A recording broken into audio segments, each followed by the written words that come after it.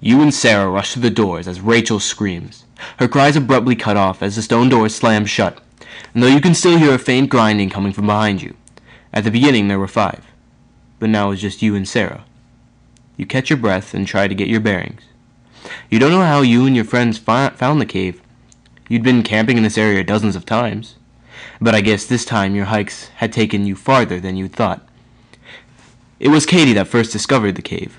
It seemed pretty cool, and, well, why not? You had all the right gear already, so why not scout it out a little? And then you found a doorway, and you went through. It was a small room, with 5 closed stone doors on the far side, and a single stone pedestal in the middle. That's where you found the rings, and when you realized you were trapped, you weren't going to touch the rings at first.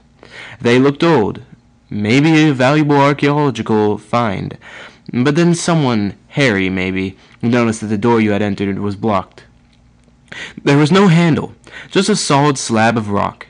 Rachel figured it must have come down from above the door frame, and that's when everybody really freaked out. Harry tried his phone. Nothing. No signal, no GPS. Sarah even set up the satellite phone, the phone for just this kind of emergency, only to have it fail as well. Out of options, you decide to go check out the pedestal again. And there were 5 rings, and what do you know? 5 people. Sitting just above the rings was an inscription. The one with the strongest destiny shall claim the prize. That part was kind of exciting, and well, it seemed kind of like your moment. Hadn't done much else with your life. That degree in psych hadn't gotten you very far, had it? Maybe you had the strongest destiny. You never really stood out much, and didn't have any major talents or qualities. But it's the inside that counts, isn't it? And you've got that in spades. That was what you were thinking before Katie died, anyway. As you each slid a ring on your finger, they started to glow. Each glow a slightly different color. You thought yours seemed to glow a little brighter than the others. But you kept that to yourself. Each of the 5 rings shone towards a door at the far end of the room. 5 rings, 5 doors. Without any other choice, you went through. Everyone was starting to get excited. Then the doors slammed shut again. In this room, there were only 4 doors. Uh-oh. The rings started to glow again, but for some reason, Katie's went dark. That's when the floor started to shake.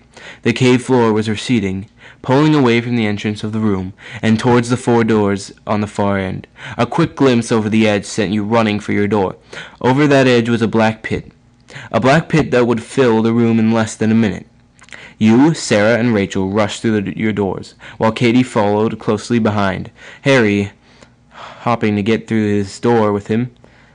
They were a couple of after all. Harry stepped through just as the floor under Katie's feet disappeared.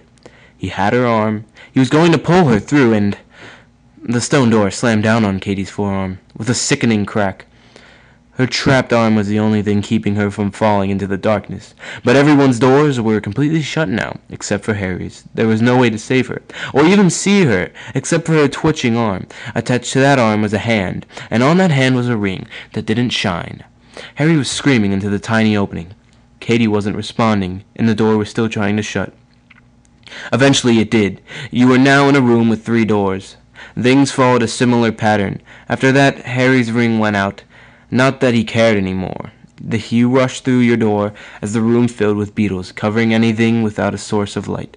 Rachel and Sarah tried to pull him away from the door, from the arm, but eventually all that was left of Harry was a crawling, heavying mass. He didn't even scream. You had made it, though, and as scared as you were, something was stirring in the back of your mind. You were starting to feel lucky, the one with the strongest destiny. Then came the room with 2 doors. That was just now. Rachel's light went out. She started to cry, but calmly turned and said goodbye, that you'd always been good friends. Sarah was screaming at her not to give up, but you didn't want to stick around to find out what was going to go wrong. As you ran through your door, you noticed that the ceiling had gotten lower. And now here you are, 1 door left. This is it. Your whole life building up to this. Validation. You don't have the fanciest job, the best degree. You aren't the most popular, the most successful, but you are going to survive. It is your destiny, the strongest destiny. Then you look at your ring and the light has gone out. Sarah. No, it can't be. It's impossible. Why her? Why her? How can she? How dare she? That ring is mine. Give it to me. It is my destiny. As Sarah turns, she sees your rage. Her eyes widen in shock as you scream for what is rightfully yours. Your fist lashes out and knocks her to the ground. She scrambles away as you move closer. She's crying, begging you to stop. You don't even hear it. It's about your life, your destiny. Nothing else matters. And as you're about to take that final step, when you're right on top of her, a stone hand grinds your ankle. You fall painfully, and two more hands grab your wrist, trapping you.